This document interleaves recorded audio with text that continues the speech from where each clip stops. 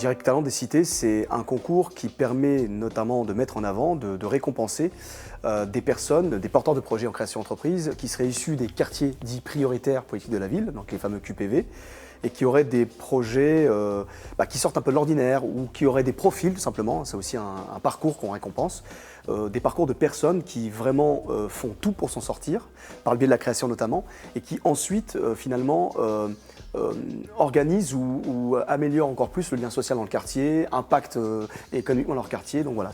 Souvent, ce qu'on attend des candidats, c'est qu'ils arrivent déjà à nous convaincre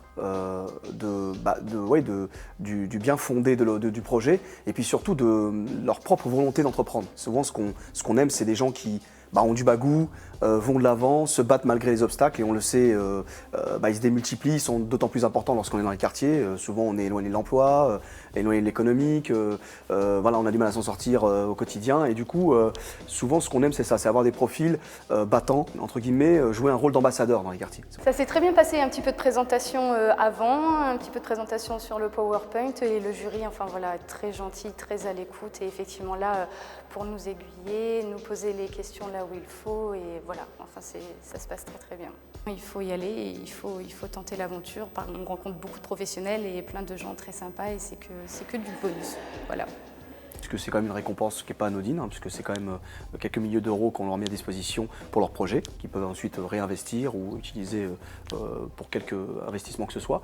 Et puis le deuxième aspect qui n'est pas des moindres et du coup qui prend même le dessus, c'est l'aspect médiatique.